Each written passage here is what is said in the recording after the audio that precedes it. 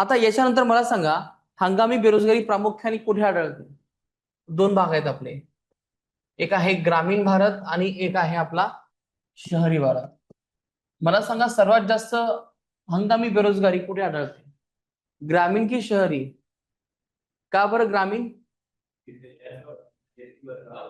कारण की बहुतांश जनता ही शेतीवरती अवलंबून आहे आणि गावाकडे काही एवढे ऑप्शन नसतात.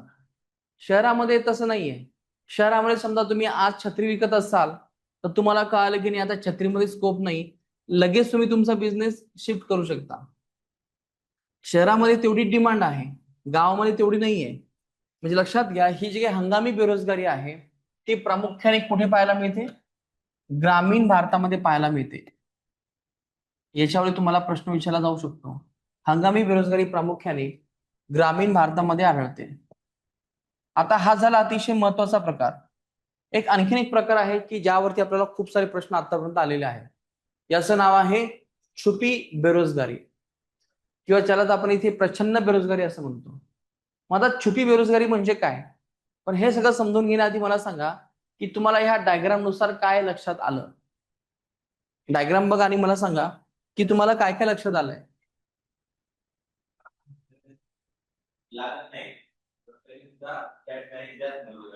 येस, बरोबर आहे तुमचं कन्क्लुजन.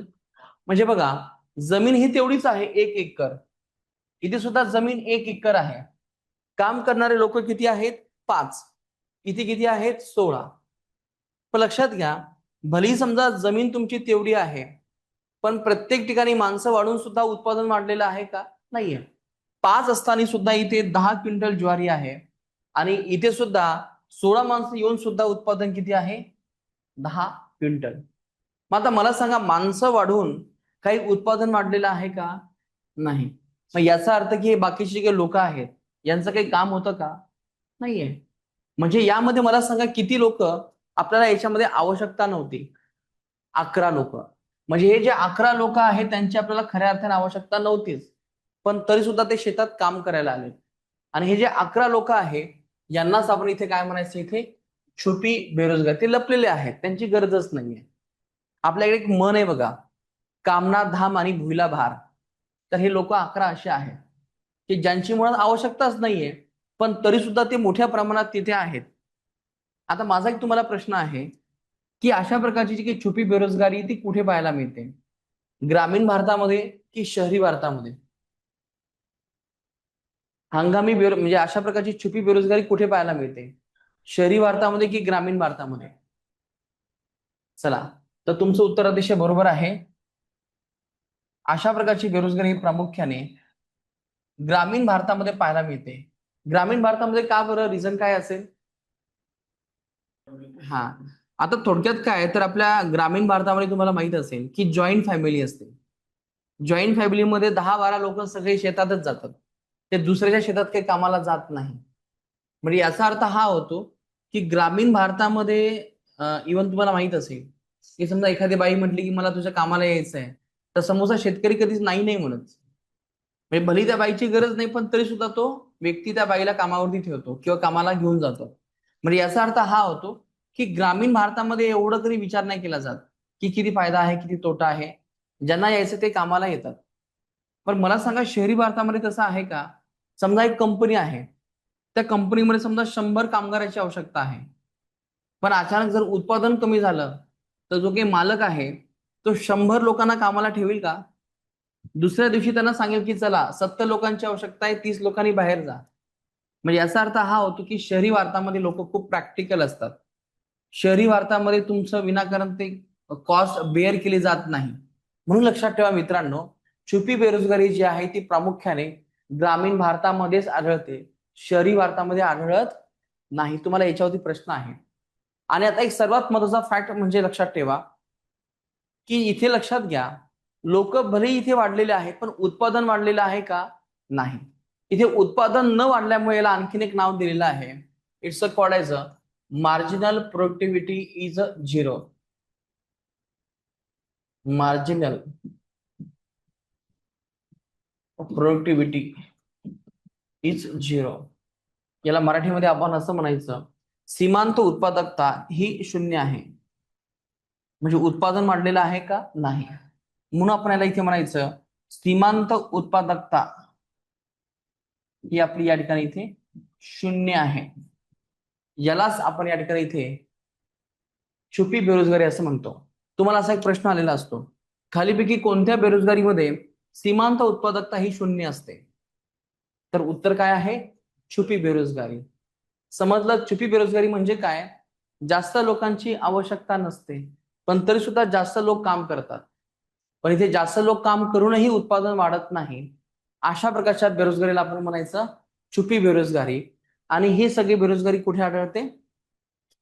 ग्रामीण भारतामध्येच आढळते. तर हे आपण समजून घेतले.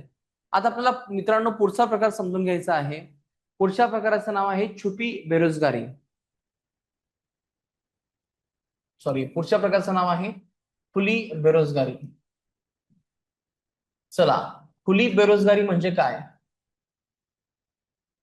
आता एक तुम्हाला मी सांगतो. समजा पुणे आहे. या पुण्याच्या आजूबाजूला खूप सारे गावं आहेत, खेडी आहेत, तालुके आहेत, छोटे छोटे गावं आहेत. तर लक्षात घ्या, या गावामध्ये असणारी जी बेरोजगारी जी आहे, समजा जे लोक तुम्हाला माहित असतील की जे लोकांना गावात काम मिळत नाही, ते लोक कुठे स्थलांतरित होतात? शहरामध्ये होतात. म्हणजे आता लक्षात घ्या, या संपूर्ण गावामध्ये जर बेरोजगारी जर असेल, तर आता ही सगळी बेरोजगारी कुठे स्थलांतरित होणार आहे? पुण्यामध्ये. मग आता पुण्यामध्ये काय दिसतात तुम्हाला सर्वात जास्त? बेरोजगार दिसतात. म्हणजे याचा अर्थ हा होतो, ग्रामीण भागातील बेरोजगारी जेव्हा शहरी भागामध्ये स्थलांतरित होते आणि त्यामुळे शहरी भारतामध्ये जेव्हा तुम्हाला बेरोजगारी आढळते, यालाच आपण इथे खुली बेरोजगारी असं म्हणतो. पण ही जी काही खुली बेरोजगारी मित्रांनो, ती प्रामुख्याने अकुशल बेरोजगारी आहे. आता अकुशल म्हणजे काय? मला सांगा मित्रांनो, गावाकडून येणारे जे लोक आहेत शहरामध्ये, त्यांचं कौशल्य जास्त असते का कमी असते? कौशल्य म्हणजे काय, की काहीतरी ते स्किलफुल करू शकतात तर नाही? त्यांना दोन चारच कामं जमतात. खड्डे खणणे, एखाद्या विटा वगैरे ज्या आहेत त्या बिल्डिंग वरती वरती पोहोचवणे. थोडक्यात काय, अंग मेहनतीचे वेठ बिगारी काम हे करू शकतात.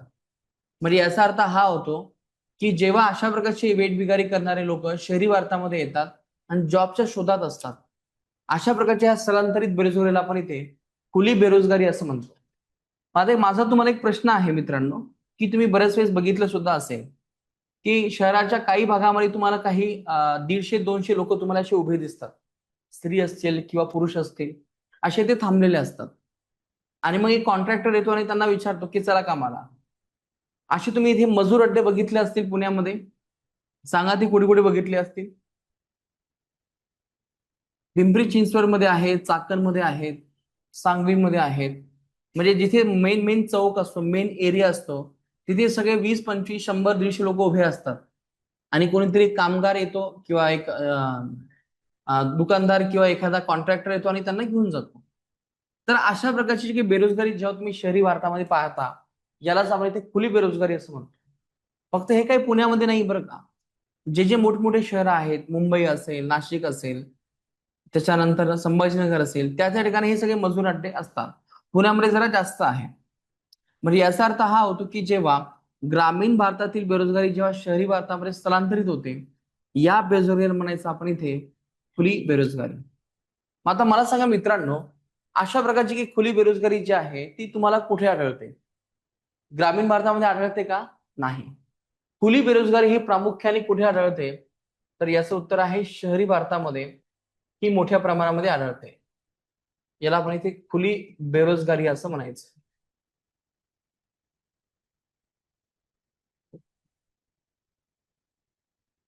चला, समजलं का सांगा मला? खुली बेरोजगारीचा अर्थ लक्षात आला? तुम्हाला याच्यावरती प्रश्न आलेले आहे. ग्रामीण भारतामध्ये कोणकोणत्या प्रकारची बेरोजगारी आहे? हंगामी आणि छुपी. शहरी भारतामध्ये कोणती आहे? खुली बेरोजगारी. या सांगा मला, खुली बेरोजगारीचा अर्थ काय तुम्ही सांगितला किंवा लक्षात आला तुम्हाला? खुली बेरोजगारीची व्याख्या काय सांगता येईल? येस.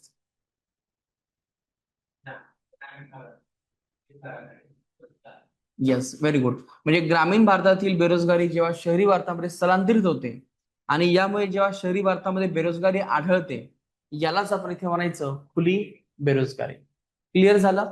तर अशा प्रकारचे आपण हे सगळे बेरोजगारीचे प्रकार समजून घेतले. आता आपला पुढचा प्रकार आहे तो आहे तांत्रिक बेरोजगारी. बघा, तांत्रिक बेरोजगारी म्हणजे काय सांगा. इमेज बघा आणि मला सांगा यानुसार याचा अर्थ काय होतो. चला ऑनलाईन मित्रांनो, एनी क्वेश्चन्स, एनी डाऊट्स? चला काही प्रश्न डाऊट असेल तर मला सांगत चला. चला, काय आहे याचा अर्थ. याचा अर्थ हा होतो की तुम्हाला चांगला जॉब आहे, पण तुम्ही आता काय केलेलं आहे, एआय आलेला आहे, एआयने तुम्हाला कामावून काढून टाकले. अशा गोष्टी खूप साऱ्या होत आहेत की सध्या मोठ्या प्रमाणामध्ये तंत्रज्ञान आल्यामुळे तुम्ही बेरोजगार होता. या स्थितीला मित्रांनो तुम्ही इथे म्हणता तांत्रिक बेरोजगारी. जेव्हा कधी आपल्या देशामध्ये जेव्हा संगणक आलं होतं, कॉम्प्युटर आलं होतं, तेव्हा खूप सारे कॅशियर बेरोजगार झाले होते. याला म्हणतो आपण इथे तांत्रिक बेरोजगारी. पण मित्रांनो तुम्हाला माहिती आहे की आजचं जग हे खूप वेगळं आहे. आजचं जग हे पूर्णतः एआयचं जग आहे. आणि तुम्हाला माहित असेल की आज आपण बरेच काही व्हिडिओ बघत असतो जे तुम्हाला ऑनलाईन दिसतात. हे कोणत्याही ऍक्टरनी आपल्याला तयार केलेले नसतात. तर हे कोण तयार केले असतात, एआयनी तयार केलेले असतात. मग आता विचार करा मित्रांनो की जे आतापर्यंत ऍक्टर किंवा डायरेक्टर किंवा जे बाकीचे लोक त्यासाठी काम करायचे, आता ह्या सगळ्या गोष्टी ह्या मशीनने ऑटोमॅटिक तयार होतात. मग लक्षात घ्या, ऍक्टर डायरेक्टर हे लोक जातात कुठे, तर ते बेरोजगार होतील. म्हणजे सलमान खान, शाहरुख खान हे सगळे लोक बेरोजगार होतील भविष्यात. कारण की त्यांचा चेहरा वापरून सगळ्या प्रकारचे पिक्चर तयार होऊ शकतात. इव्हन मी तुम्हाला आज शिकवतोय, पण माझा चेहऱ्याचा वापर करून एक आणखीन एक व्हिडिओ मी तयार करू शकतो, ज्याला अवतार असं नाव आहे. तुम्ही बघितलं असं. अजितदादा आपल्यावरती गेलेले आहेत सध्या, त्यांचा मृत्यू झालेला आहे. पण तरी सुद्धा त्यांच्या नावावरती, त्यांच्या चेहऱ्यावरती खूप सारे व्हिडिओ आपण सध्या बघत असतो. अजितदादा आपल्याला सांगतात की बाळा घाबरू नको, पूर आला तरी सगळी व्यवस्था मी व्यवस्थित लावलेली आहे. अशा प्रकारचे व्हिडिओ तुम्ही बघत असतात. अजितदादा तर आपले सध्या नाही आहेत, त्यांचा मृत्यू झालेला आहे. पण तरी सुद्धा ते आपल्या सोबत आहेत असं आपल्याला वाटतंय. म्हणजे मित्रांनो याचा अर्थ हा होतो की येणारं जे तंत्रज्ञान आहे किंवा आलेलं जे काही तंत्रज्ञान आहे त्यांनी ऑलमोस्ट सगळ्यांचे जॉब खाल्लेले आहेत. लक्षात घ्या, आधी जे काही तुम्ही जे थंबनेल वगैरे जे बघत असता किंवा एखादा पोस्टर बघत असता, ते सगळं एक डीटीपी ऑपरेटर तयार करायचा. पण आज चॅट जीपीटी मध्ये तुम्ही एका क्लिकमध्ये तशा प्रकारचं ते तुम्ही काय करू शकता, लगेच बनवू शकता. म्हणजे याचा अर्थ काय होतो, याचा अर्थ हा होतो की आता जे काही तंत्रज्ञान आहे त्याच्यामध्ये डीटीपी लोकांचे जॉब गेलेले आहेत. जे लोक टायपिंग करतात त्यांचे जॉब गेलेले आहेत. कारण की आता अशा प्रकारचं टायपिंग आहे की मी बोललो की ते सगळं टाईप होतं. तुम्ही सुद्धा तुमच्या मोबाईलमध्ये बघत असाल. म्हणजे याचा अर्थ काय होतो की तंत्रज्ञान आल्यामुळे सगळ्या गोष्टी बदललेल्या आहेत. आणि जेव्हा अशा प्रकारचे जेव्हा हे तंत्रज्ञान येते तेव्हा लोक काही बेरोजगार होतात. आणखी मला सांगा बरं की कोणते उदाहरण आहेत की तंत्रज्ञान आल्यामुळे काही लोक बेरोजगार झालेले आहेत. चला सांगा जे तुम्हाला आठवत असेल ते. एक तुम्हाला उदाहरण सांगतो. म्हणजे मला सांगा किती लोकांनी एसटीडी बूथ मध्ये जाऊन कॉल केलेले आहेत लहानपणी किंवा आता इतक्यात. आता तर नाहीयेत, लहानपणी तुम्ही केले असतील की एसटीडी बूथ असायचा. सगळ्यांना एसटीडी किंवा पीसीओ माहित आहे का, तेही माहित नाहीये. खूप जुन्या काळामध्ये तुम्हाला माहित असायचे की अशा प्रकारचे एक छोटेसे एक बूथ असायचे, त्याच्यामध्ये टेलिफोन ठेवलेला असायचा. येस, एसटीडी कॉल आपण त्याला म्हणतो. मला सांगा आज एसटीडी कॉल तुम्हाला आजूबाजूला कुठे दिसत आहेत का, बंद झालेत. आता ते बंद का झालेत, मोबाईलमुळे. येस, तुम्हाला माहित असेल की आधीच्या किंवा आधी काही ठिकाणी सायबर कॅफे हा प्रकार होता. सायबर कॅफे म्हणजे काय, जिथे जाऊन आपण आपलं लॉग इन करून आपला आपला फॉर्म भरू शकतो किंवा गेम खेळू शकतो. हे प्रकार 10 वर्ष आधी खूप जास्त होता पुण्यामध्ये. प्रत्येक गल्लीमध्ये चौकामध्ये तुम्हाला सायबर कॅफे दिसायचे.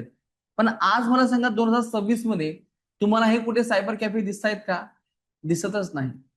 मग आता मला सांगा ते सायबर कॅफे कुठे गेलेत, सायबर कॅफेचं अस्तित्व कुठे गेलं आणि ते का गेलं. कारण की आता सगळ्या गोष्टी ज्या आहेत तुम्हाला आता मोबाईल इंटरनेट आहे.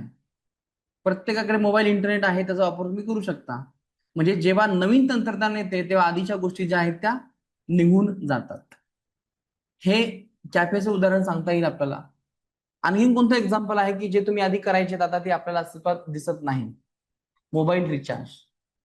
बघा, 15 वर्ष आधी किंवा 10 वर्ष आधी मोबाईल रिचार्ज स्क्रॅच करण्याची तुम्हाला हे असायचे, दुकानं असायचे. 50 रिचार्ज केलं तर 45 रुपये मिळायचे. अशी दुकानं असायची, आमच्या येथे रिचार्ज करून मिळेल. मग मला सांगा आज ते सगळे दुकानं कुठे गेलेत. किंवा मग ते आज बंद का झालेत? कारण की आता आपण हे सगळं ऑनलाईन रिचार्ज करू शकतो.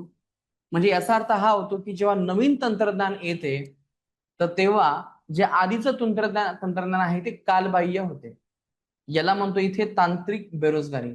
मग ज्या ज्या लोकांचे हे रिचार्जचे दुकानं होते ते सगळे बेरोजगार. म्हणजे जेव्हा तुम्ही तंत्रज्ञानामुळे जेव्हा बेरोजगार होता, तेव्हा या स्थितीला आपण इथे तांत्रिक बेरोजगारी असं म्हणतो.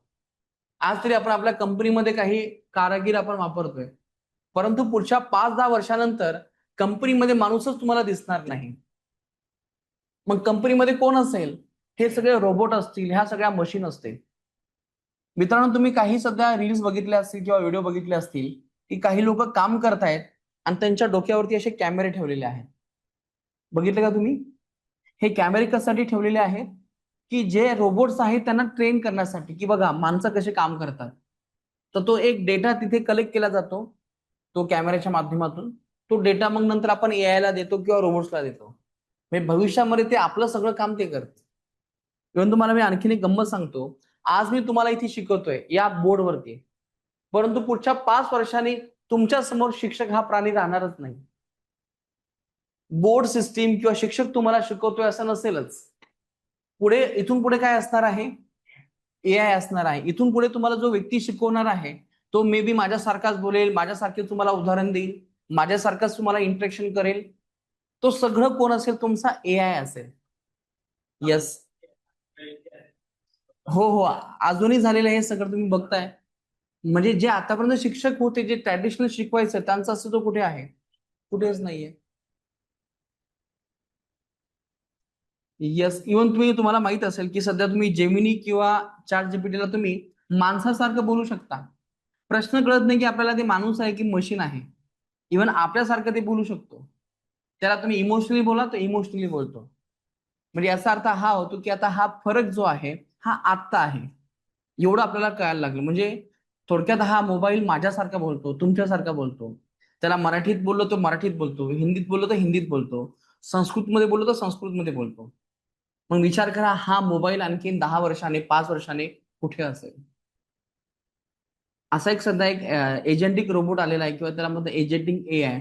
फक्त त्याला सांगायची गरज आहे की तुला काय करायचं आहे. समजा मला आता दिल्लीला जायचं आहे, तर आपण काय करतो? दिल्लीचं तिकीट काढतो, सगळं सगळं प्लॅन करतो. तर याला फक्त एवढं सांगण्याची गरज आहे की मला दिल्लीला जायचं उद्या, सगळं माझं तिकीट बुक कर.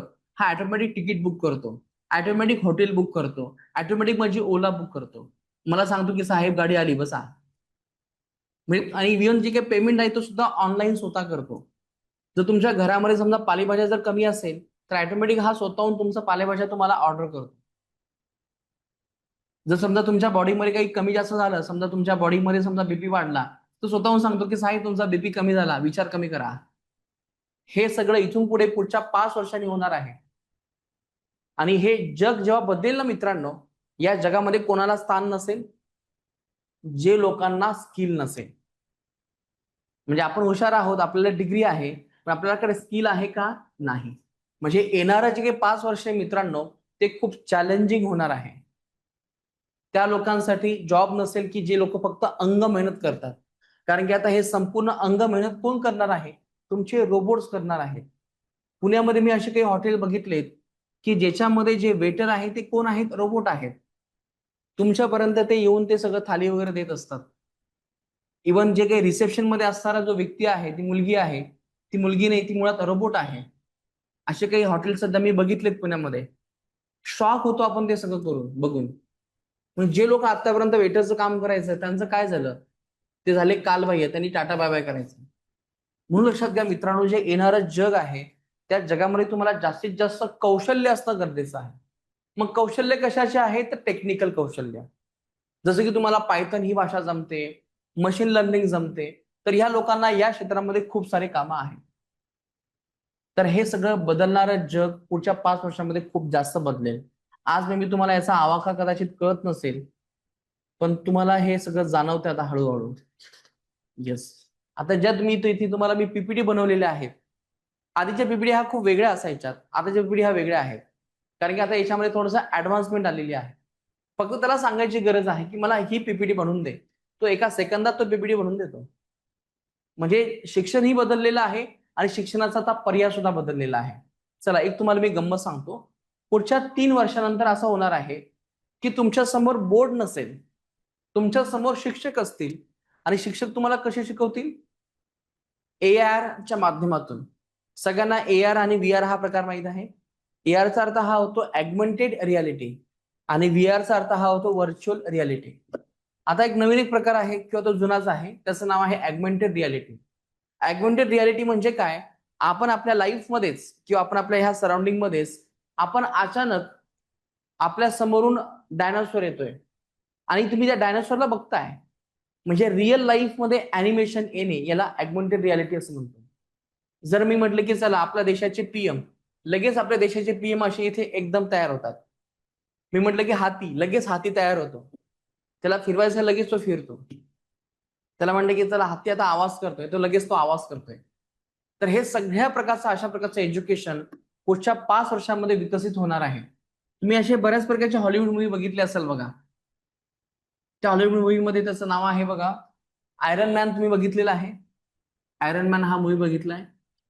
त्याच्यामध्ये तो पार्ट्स हा इकडचा घेतो तिकडचा घेतो, एक मशीन तयार करतो. असं तुम्ही कधी बघितलेलं आहे? तर तो जो प्रकार आहे तो तुम्ही हॉलिवूड मूव्ही मध्ये बघितला असेल, पण तो पुढच्या 4 ते 5 वर्षांमध्ये शक्य आहे. म्हणजे भविष्यामध्ये आता बोर्डचं काम नसेलच. जर मी म्हटलं की चला डायनासोर कसा पळतोय बघा, डायनासोर म्हटल्यानं लगेच तुमच्या दिशेने तो पळायला लागतो.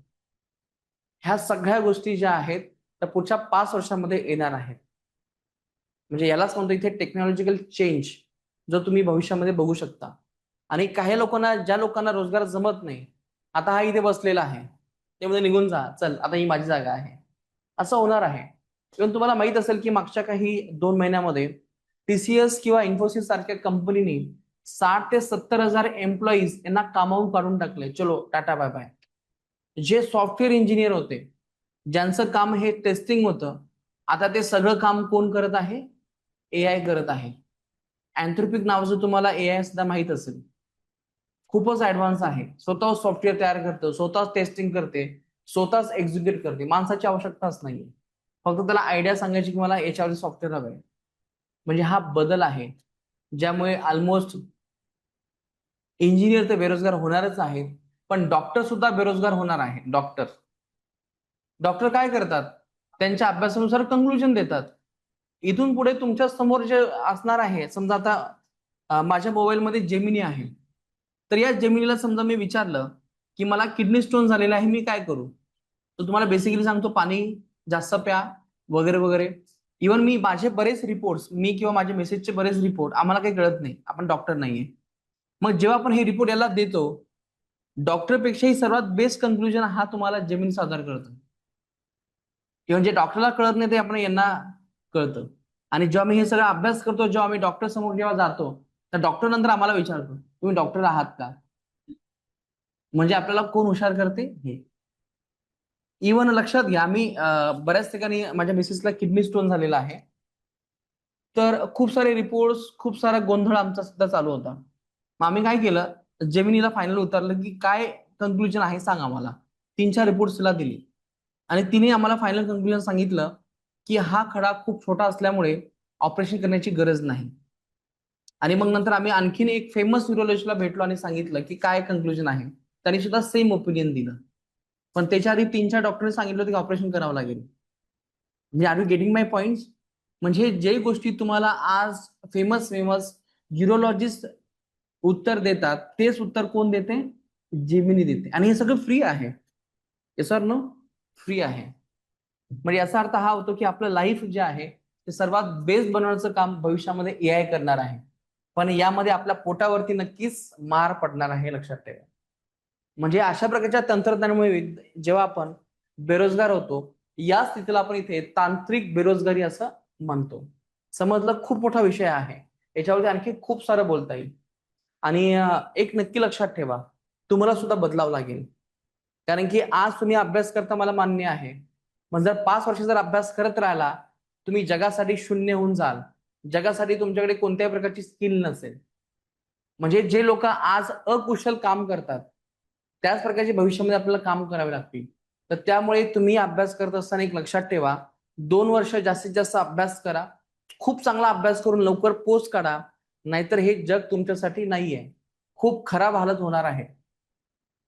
इथून पुढे गव्हर्नमेंटचे जॉब सुद्धा हळूहळू कमी होणार आहेत, कारण की या सगळ्या गोष्टींमध्ये काय येणार आहे, AI येणार आहे. तर त्यामुळे आपल्यासाठी खूप लवकर अभ्यास करून आपल्याला मूव ऑन व्हायचं आहे. तर हे झालं तुमचं तांत्रिक बेरोजगारी. आता दुसरा प्रकार आहे, त्याचं नाव आहे घर्षणात्मक बेरोजगारी. घर्षणात्मक बेरोजगारी म्हणजे काय?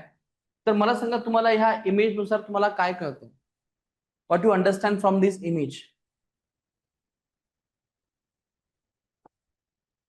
येस, काय लक्षात आलं सांगा मला तुम्हाला या इमेज नुसार?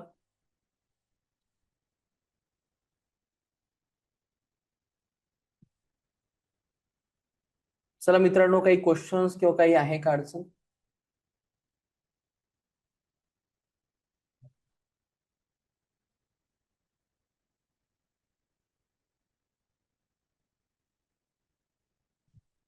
चला, या इमेज नुसार तुम्हाला काय कळते?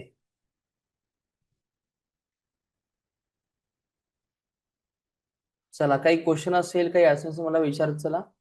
तुमच्या मी कमेंट्स बघत असतो इथे. चला, या इमेज नुसार तुम्हाला हे लक्ष द्यायला हवं की आधी तुमचा जुना जॉब होता, तो जुना जॉब सोडून आता तुम्ही नवीन जॉब जॉईन करत आहात. पण मला सांगा, हे जॉईन करत असताना तुम्ही इथे काय मधातच आहात. म्हणजे नेहमी लक्षात ठेवा की जेव्हा तुम्ही नवीन जॉब जॉईन करता, तेव्हा तुम्हाला लगेच नवीन जॉब मिळतो का? नाही. काही दिवस तुम्हाला कालावधी, काही दिवस थांबावं लागतं, वेट करावं लागतं. ही जी काही स्थिती आहे, काही दिवस बेरोजगार राहण्याची, या स्थितीला आपण इथे फ्रिक्शनल अनएम्प्लॉयमेंट किंवा घर्षणात्मक बेरोजगारी असं म्हणतो. जेव्हा एखादा व्यक्ती एक नोकरी सोडून दुसऱ्या नोकरी शोधत असतो, पण त्यापैकी मधला जो काही काळ असतो तो बेरोजगारीचा असतो, यालाच आपण इथे घर्षणात्मक बेरोजगारी असं म्हणतो. आता मला सांगा मित्रांनो, घर्षणात्मक बेरोजगारी तुम्हाला कुठे पाहायला मिळते? विकसित देशामध्ये, अविकसित देशामध्ये की विकसनशील देशामध्ये?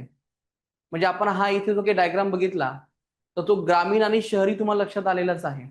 आता इथे मी नवीन एक टर्म इथे ऍड करतो, तर ते आहे विकसित देश. कारण की त्यांचा विकास वेगळ्या अँगलला असल्यामुळे इथे सुद्धा वेगळ्या प्रकारची इथे बेरोजगारी तुम्हाला पाहायला मिळते. तर प्रामुख्याने जी काही घर्षणात्मक बेरोजगारी आहे, ती कोणत्या देशांमध्ये पाहायला मिळते? तर याचं उत्तर आहे केवळ विकसित देशांमध्ये. तर हे नेहमी लक्षात ठेवा. घर्षणात्मक बेरोजगारी ही प्रामुख्याने तुम्हाला कुठे पाहायला मिळते? विकसित देशामध्ये. घर्षणात्मक बेरोजगारीचा अर्थ लक्षात आला?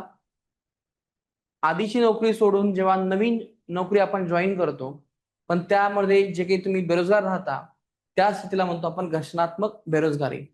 आता आपला पुढचा पाठ आहे मित्रांनो, त्याचं नाव आहे सायक्लिक अनएम्प्लॉयमेंट, म्हणजे चक्रीय बेरोजगारी. तुम्हाला माहित असेल की आपलं जे काही लाईफ सायकल आहे, ते कधीही असं स्टेबल नाहीये. व्हेंटिलेटर जर तुम्ही बघितलं ते स्टेबल नाहीये. ते कशा प्रकारचं आहे? Up down, up down, up down, up down. म्हणजे ज्या प्रकारे आपला लाईफ सुद्धा अप अँड डाऊन आहे, तसंच जी इकॉनॉमी आहे ती सुद्धा अशी सरळ नाहीये. तिथे सुद्धा नेहमी अप डाऊन असतात. तर जर समजा तुम्ही इथे अप बघितलं, तर यालाच आपण इथे तेजी असं म्हणायचं.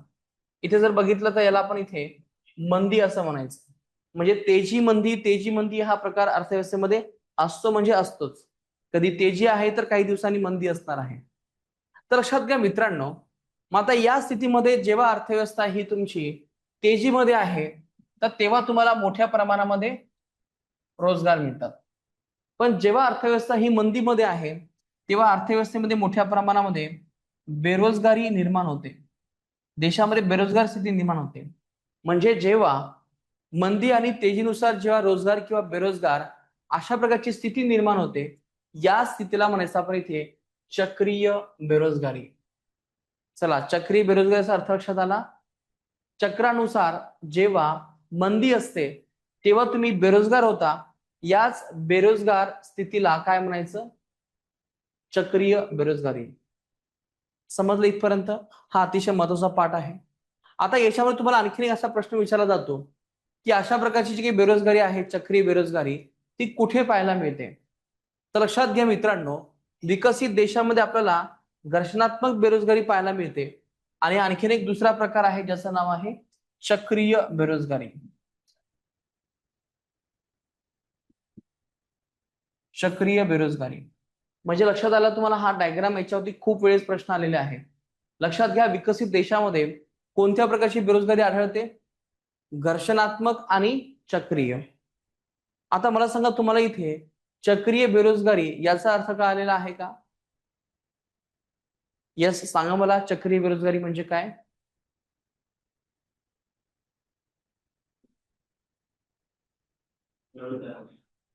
यस, म्हणजे चढ असेल तर रोजगार आहे, मंदी असेल तर बेरोजगार आहे. म्हणजे चढ आणि उतारानुसार जे रोजगार आणि बेरोजगार निर्माण होतात, याच स्थितीला आपण इथे काय म्हणायचे? चक्रीय बेरोजगारी. आणि विकसित देशामध्ये कोणत्या प्रकारची बेरोजगारी आढळते मित्रांनो? तर ती आहे नेहमी चक्रीय बेरोजगारी आणि घर्षणात्मक बेरोजगारी. आता आपल्याला पुढचा प्रकार बघायचा आहे, तो आहे आपला इथे सुशिक्षित बेरोजगारी. सुशिक्षित बेरोजगारी म्हणजे काय? म्हणजे तुमचं नाही, तसं नाहीये, काम करण्याची इच्छा आहे, पण तुमच्याकडे पात्रता असूनही, तुमच्याकडे डिग्री किंवा शिक्षण असूनही तुम्हाला वाटेल त्या प्रमाणामध्ये तसा जॉब मिळत नाही. यू आर वेल एज्युकेटेड, तुमचं एज्युकेशन चांगलं आहे, पण तरी सुद्धा तुम्हाला तसा जॉब नाही. एका ठिकाणी डिग्री घ्यायचं आणि दुसऱ्या ठिकाणी काय व्हायचं? बेरोजगार. म्हणजे तुमच्याकडे शिक्षण असूनही तुमच्याकडे रोजगार नसणे, यालाच आपण इथे म्हणायचं सुशिक्षित बेरोजगारी. Yes, got it.